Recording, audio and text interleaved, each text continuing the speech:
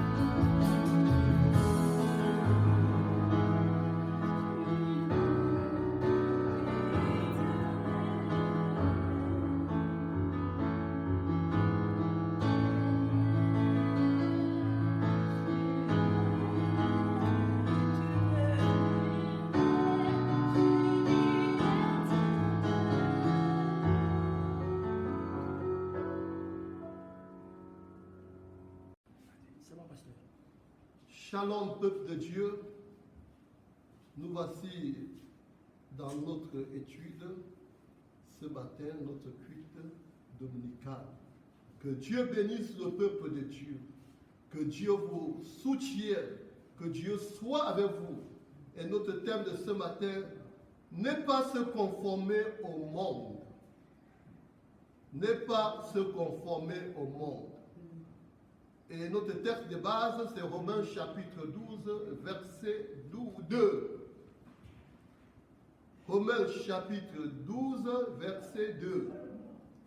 Ne vous conformez pas au siècle présent, mais soyez transformés par le renouvellement de l'intelligence, afin que vous discerniez quelle est la volonté de Dieu, ce qui est bon, agréable et parfait. Ne vous conformez pas au siècle présent. C'est un ordre que Paul donnait aux frères et sœurs de l'église de Rome. Ne vous conformez pas. Sous-entend ici plusieurs choses. Nous devons réaliser que le système actuel du monde est mauvais. Nous devons réaliser que le système du monde actuel est mauvais. C'est le premier point que nous allons voir ce matin, parce que Paul, ayant la connaissance des réalités de ce monde, pouvait donner cet ordre à l'église de Rome. De Rome, de ne pas se conformer au siècle présent. Mais la chose qui était importante, que chacun des frères et sœurs de l'Église doit être transformé par le renouvellement de l'intelligence, afin que vous discerniez quelle est la volonté de Dieu, ce qui est bon, ce qui est parfait. Et comme je vous le disais, que le système actuel du monde est mauvais. Voilà le premier point que nous allons voir. Nous allons prendre Actes rapidement, chapitre 2, verset 40, pour voir comment est bâti le système du monde actuel. Et par plusieurs autres paroles, il les conjurait et exhortait, disant, sauvez-vous de cette génération perverse. Vous voyez ici Pierre qui exhortait les frères et sœurs en leur révélant la réalité de ce monde qui est bâti sur la perversion. La perversion. Il dit, sauvez-vous de cette génération perverse. Parce que le système de monde actuel est bâti sur la perversion, sur l'immoralité, sur le mal, sur la cruauté, sur le péché. Frères, des fois, nous sommes dans ce monde, nous ne réalisons pas que depuis la chute d'Adam, le monde a perdu sa valeur morale. Le monde est bâti sur la cruauté, sur le mal, sur les vices contre nature. Voilà les choses qui régissent le système actuel, la perversion. Prenons Galates 1, verset 4. Rapidement, l'épître de Paul aux Galates, chapitre 1, verset 4. Qui s'est donné lui-même pour nos péchés, afin de nous arracher du présent siècle mauvais, selon la volonté de Dieu, le Père. Il s'est donné, Jésus s'est donné lui-même pour nos péchés, afin de nous arracher du présent siècle mauvais. Le siècle actuel est mauvais. Ce n'est pas un siècle où l'enfant de Dieu doit jouer, où l'enfant de Dieu doit se distraire. Le système du monde actuel, comme nous dit Paul aux Galatiens, elle est bâtie, elle est mauvaise. Elle est mauvaise. Et chacun doit prendre conscience que le système de ce monde actuel est mauvais.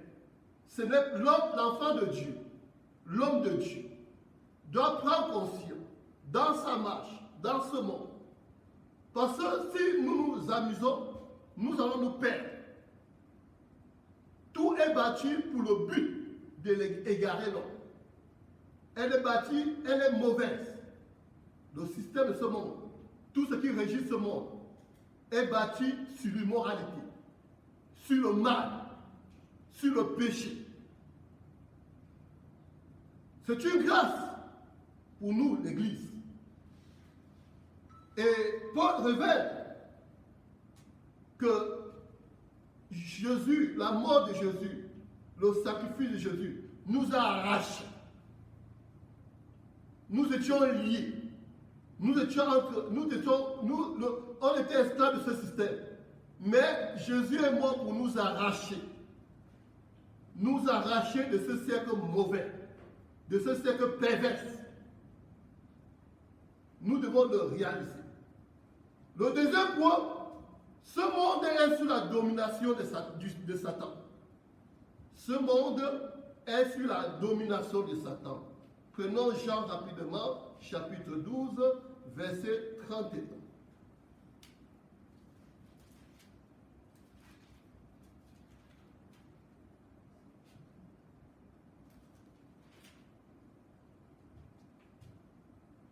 Les Juifs qui étaient avec Marc, 12, 31. Maintenant a lieu le jugement de ce monde.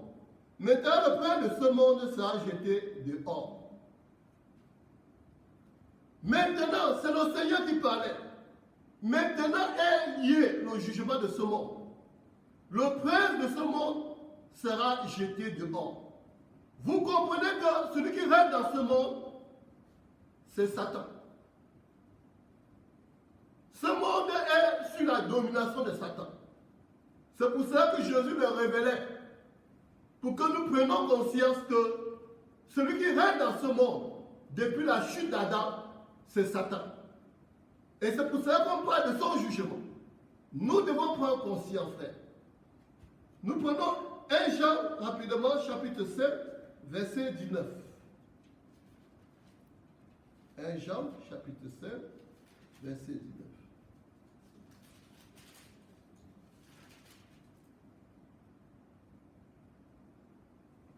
Nous savons que nous sommes de Dieu. Et le monde entier est sous la puissance du malin. Bien-aimé, Jean révélait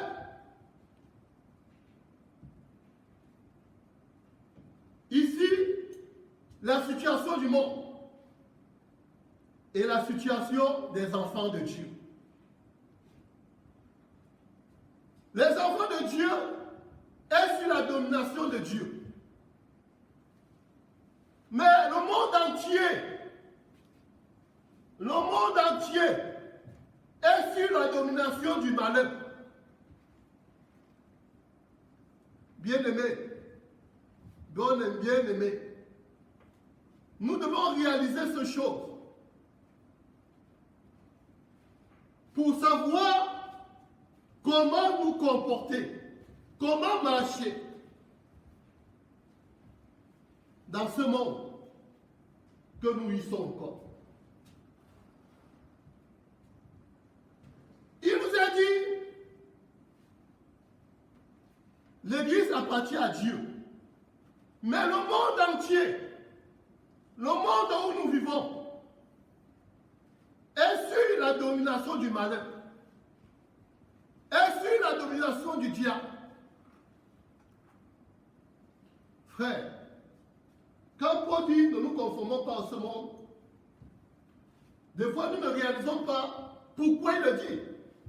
Il a eu la grâce d'avoir la révélation de ce que c'est que le monde actuel. Il a eu la grâce. Et c'est pour cela que, ayant la grâce de cette connaissance, ne voulait pas que nous, l'Église, nous marchons dans l'ignorance. Parce que le vrai problème de l'homme, c'est l'ignorance.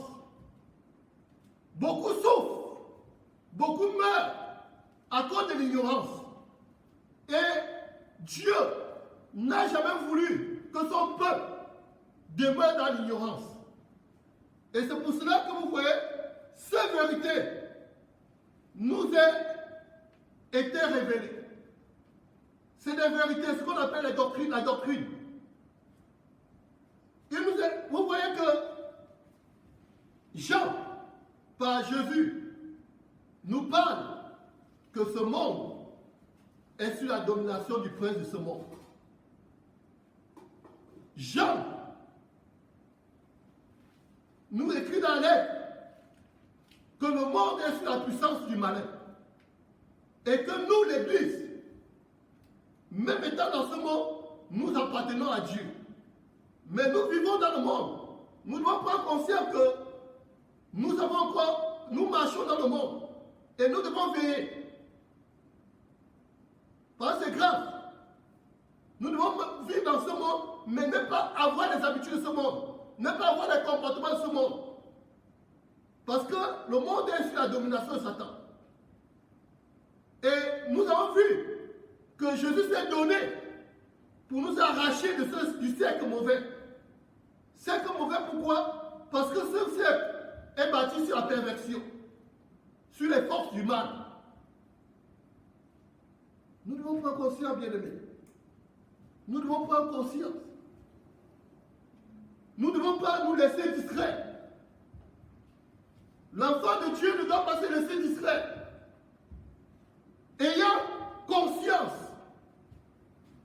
de cette vérité,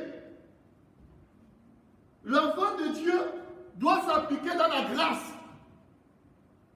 Dans la grâce qui nous a été accordée par le salut en Jésus. Nous avons vu que notre salut nous a arrachés. On était entre les mains du diable. Il nous a arrachés. Il nous a arrachés. Et en nous arrachant, nous devons veiller. Nous devons veiller. Parce que le monde que nous vivons est miné. Est miné, enfant de Dieu. Le monde où nous sommes est miné. Nous voyons que la vie, la façon que la vie est régie, le système, tout est bâti sur la perversion, sur l'immoralité, sur le mal. Et nous voyons que celui qui domine dans ce monde, c'est Satan. C'est Satan. Nous avons été sauvés, mais nous vivons dans le monde. Nous devons prendre conscience que ce monde ne nous appartient pas. Nous sommes comme des voyageurs pèlerins dans ce monde. Ce monde n'est pas notre royaume. Notre royaume, c'est le royaume de Dieu. Nous devons prendre conscience. Ensuite,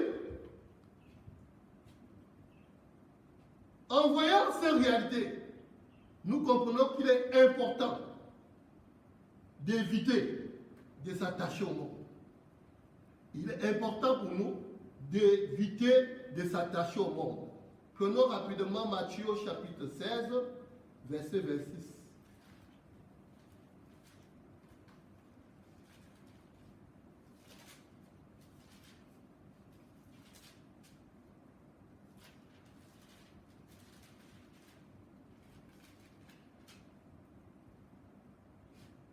Il est dit ici par le Seigneur, que servira-t-il à un homme de gagner tout le monde s'il perdait son âme? Ou que donnera-t-il à un homme en échange de son âme? Bien-aimé, bien-aimé, celui qui va s'attacher au monde livrera son âme à Satan. Il n'y a rien qui peut compenser ton âme. Il n'y a rien, ce que le Seigneur dit, ni les biens matériels, ni les richesses de ce monde. Rien ne peut compenser ton âme. Et vous voyez lors de la tentation dans Jean 14, dans Matthieu 4, Satan transporte Jésus sur une haute montagne. Il lui montre la gloire de ce monde. Il dit, donne à qui il le veut. Le Seigneur lui dit, il est dit que seul Dieu doit être l'objet de l'adoration. Et cet homme s'est éloigné. Frère, sœur, rien ne vaut ton âme. Rien ne vaut ton âme. Ton âme est précieuse devant Dieu. Ton âme est précieuse devant Dieu. Et c'est pour ça que le Seigneur parlait à ses contemporains, d'abord aux Juifs et à l'Église. Que c'est-il un homme? Que c'est-il un homme? Une question était posée. De gagner le monde et perdre son âme. Que c'est-il un homme? De gagner tout le monde s'il perdait son âme. Ou que donnerait un homme en échange de son âme? Frère, c'est une question cruciale, lourde.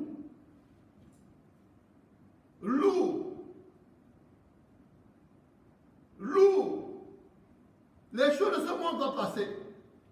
Le système de ce monde va être détruit. La domination de ce monde va être détruite. Mais ton âme est précieuse. Et chacun de nous doit veiller sur son âme. Chacun de nous doit veiller sur son âme. Si nous ne veillons pas sur notre âme, nous qui avons eu la grâce, une grâce imméritée, Gala nous a révélé que le Seigneur s'est donné pour nous arracher de ce cercle mauvais. Il s'est donné. Vous savez la mort de Jésus. Vous savez les souffrances qu'il a endurées. Le but n'était pas pour lui, c'était pour notre salut. C'était pour nous arracher de la puissance du mal. Pour que nous prenions conscience et pour que nous veillions sur notre âme. Attention. Attention pour ton âme. Attention pour mon âme. Prenons Tite 2, verset 12.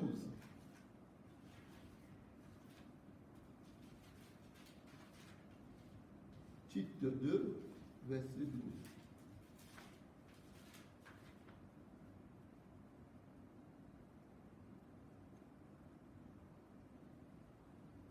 Elle nous enseigne à renoncer à l'impiété, aux convoitises mondaines, mais à vivre dans ce siècle présent selon la sagesse, la justice, la piété. Frère, on dit la grâce de Dieu. La grâce de Dieu nous enseigne à renoncer au monde. La grâce de Dieu, le salut que nous avons en Jésus-Christ. Elle ne nous enseigne pas à s'attacher au monde. Mais elle nous enseigne à renoncer au monde, à l'impiété, aux convoitises mondaines. Et vivre dans le siècle présent selon la sagesse de Dieu. selon la sagesse de Dieu, selon les principes du royaume, selon l'évangile. L'impiété, nous devons renoncer. Au convoitise du monde, les choses qui nous attirent dans le monde, nous devons leur renoncer, mes frères. Nous devons leur renoncer, sœurs. Nous devons leur renoncer. Renoncer. Nous ne devons pas nous conformer, mais nous devons renoncer à l'impiété. Tout ce qui ne consiste pas la piété, la crainte, la sainteté. Nous devons renoncer. Séparer. Une vie de séparation. Être dans ce monde, mais être séparé de ce monde. Séparé. Au convoitise du monde. À la justice. Vivre selon la justice et la piété. Bien-aimé. Bien-aimé. Bien-aimé. Nous allons conclure dans Jacques, chapitre 4, verset 4. Et par la grâce de Dieu, nous allons continuer cette étude la semaine prochaine.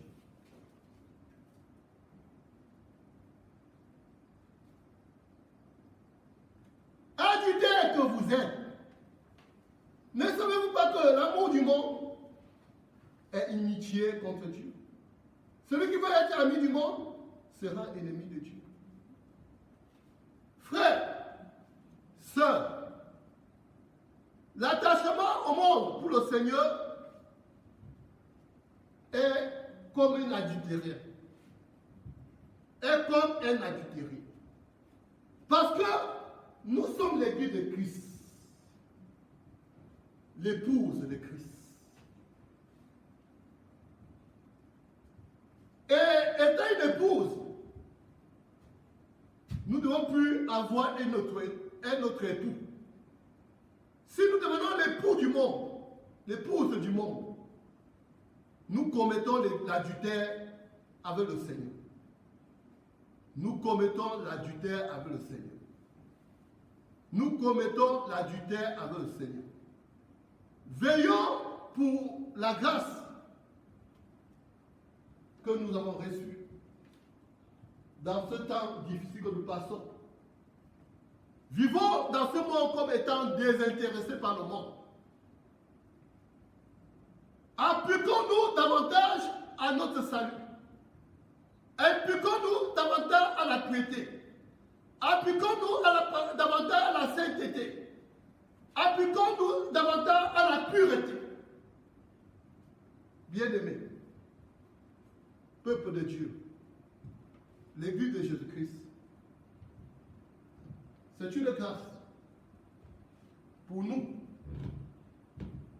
qui sommes enfants de Dieu, pour nous qui avons cette connaissance, que la grâce a ouvert notre intelligence, pour que nous réalisons que le monde où nous vivons est miné, le monde où nous vivons est mauvais, le monde que nous vivons est sous la domination de Satan. Et le monde que nous vivons, tout est régi dans le mal. Tout est régi dans le mal. Tout est régi sur la cruauté. Tout est régi sur la méchanceté. C'est une grâce. Ceux du monde, ceux qui ne sont pas entrés dans l'église, n'ont pas cette connaissance. C'est pour cela que vous voyez des fois, ils sont orgueilleux. Parce qu'ils sont ignorants. Mais nous avons eu cette grâce d'avoir la connaissance. Comportons-nous comme des gens qui ont reçu la connaissance. Parce qu'on nous dit la connaissance rend haine. La connaissance rend haine. Quand tu as la connaissance, ton comportement change. Ta manière de vivre vivre change. Tant que tu as connaissance, ta manière de parler aux autres change. Frère, sœur, nous serons inexcusables.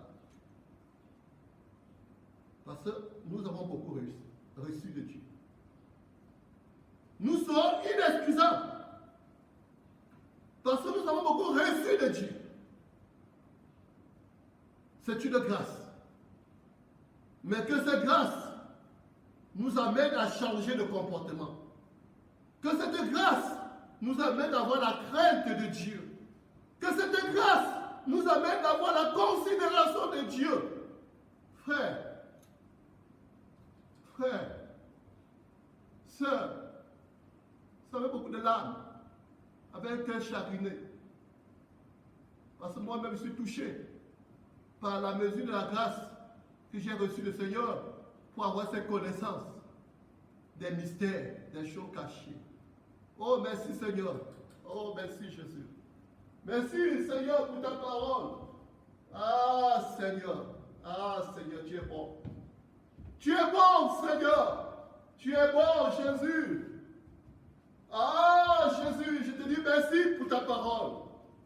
Que cette parole, Seigneur, grandit dans nos cœurs. Grandit dans nos cœurs. Et nous aide, Seigneur, à vivre dans ce monde comme des pèlerins voyageurs, banalisant les choses du monde. Banalisant tout, Seigneur. À se consacrant à la grâce que nous avons reçue. La grâce que tu as souffert pour nous arracher de ce cercle mauvais, Seigneur. Oh, merci, Seigneur, pour ton peuple qui passe par des moments difficiles. Merci parce que tu vas nous garder, Seigneur. Tu vas nous garder, Jésus. Tu garderas ton peuple de cette pandémie, Jésus. Parce que tu as un plan. Alléluia. Gloire à toi, Seigneur. Alléluia. Alléluia. Je te recommande ton peuple, Jésus. Je te les recommande à ta grâce. Que chacun dans sa maison, tu les gardes, tu les protèges. Alléluia. Merci, Seigneur. Alléluia. Merci, Seigneur. Alléluia. Merci, Jésus. Que l'honneur et la gloire te reviennent. Au nom de Jésus-Christ. Amen. Oh, j'ai décidé de ne plus reculer. Je suis venu. Les choses anciennes vont passer ce soir. Voici toutes choses deviennent nouvelles dans ta vie.